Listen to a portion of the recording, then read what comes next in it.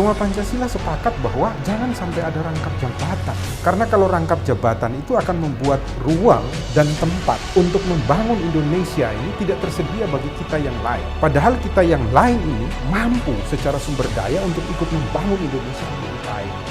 Mampu untuk lebih potensial di dalam mengelola sumber daya yang ada di Nusantara ini. Tolong buat regulasi agar kita mampu gotong royong bersama di rumah Indonesia. Salam Pancasila, salam penegakan hukum. Halo sahabat Rumah Pancasila, kembali lagi bersama kami di channel Rumah Pancasila, membahas isu-isu hukum dalam bingkai Pancasila. Kali ini Rumah Pancasila akan membahas video-video mengenai isu hukum yang masuk ke dalam DM sosial media kami. Jangan lupa untuk tetap like, share, dan subscribe channel kami, dan mari berbagi ilmu. Salam Pancasila.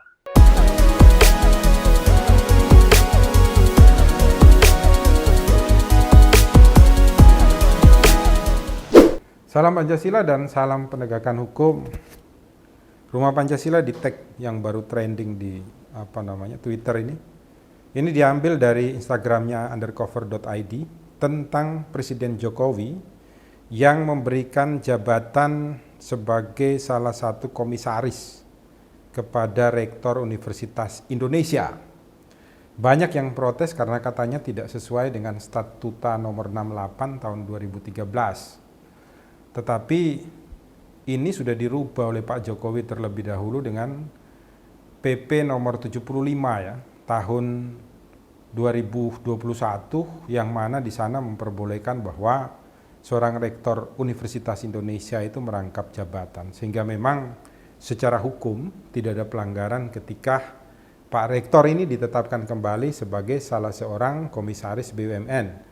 Dalam hal ini kalau saya tidak salah di Bank Rakyat Indonesia. Nah, pertanyaannya sebelum saya jawab, ini ada komentar dulu dari netizen ini.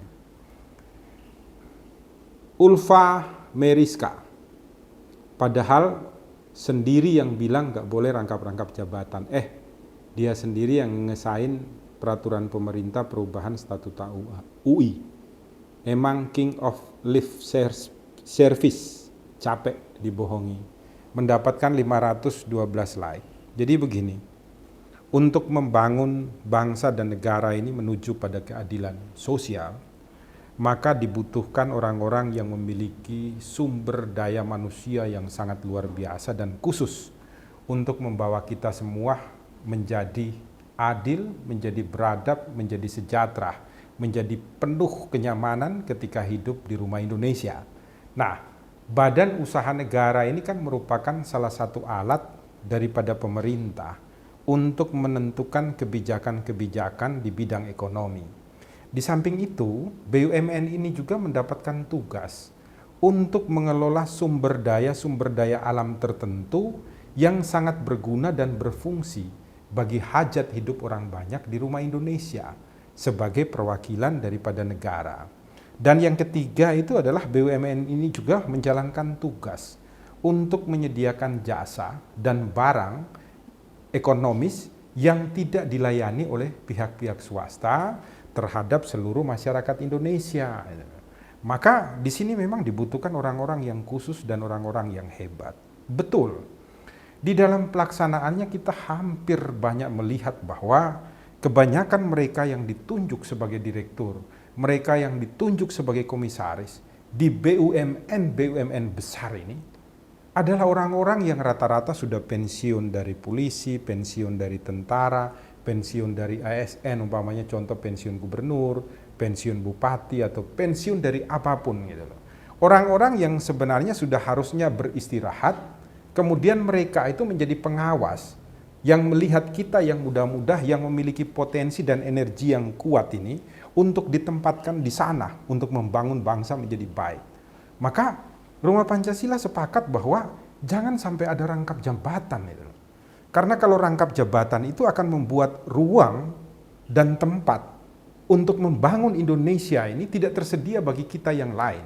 Padahal kita yang lain ini mampu secara sumber daya untuk ikut membangun Indonesia menjadi baik gitu loh. Mampu untuk lebih potensial di dalam mengelola sumber daya yang ada di Nusantara ini.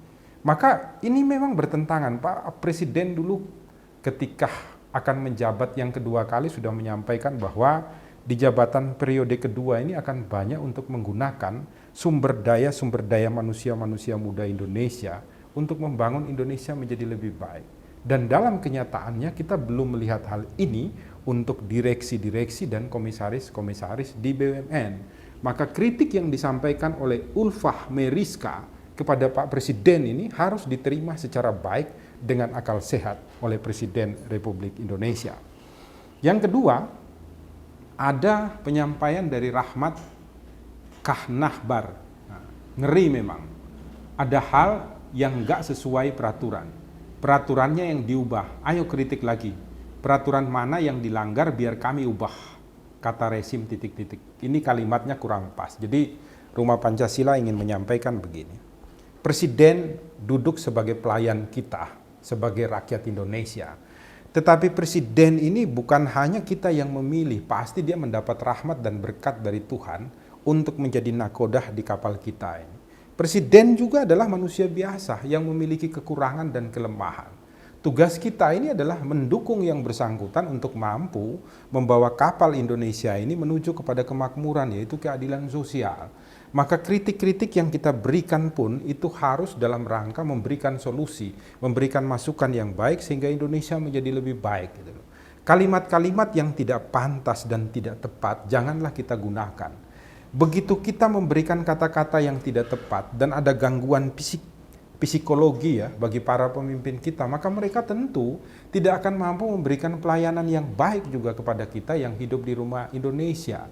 Kita harus memperhatikan dengan benar cara mengkritik yang baik kepada, umpamanya contoh ya, dalam hal ini kepada presiden dan lain sebagainya. Tapi memang di satu sisi Pak Presiden ini juga cukup menarik gitu, karena jangan sampai karena Bapak sebagai presiden diberikan kewenangan oleh konstitusi Undang-Undang Dasar untuk membuat regulasi, kemudian regulasi-regulasi itu dirubah sedemikian gampangnya hanya untuk menempatkan orang-orang tertentu dalam kapasitas-kapasitas tertentu yang kemudian ternyata tidak memiliki rahmat, tidak memiliki anugerah bagi perkembangan kita hidup di bumi Indonesia. Contohnya dalam hal ini, apakah kehadiran daripada Rektor UI di BUMN Bank Rakyat Indonesia akan memberikan kemajuan?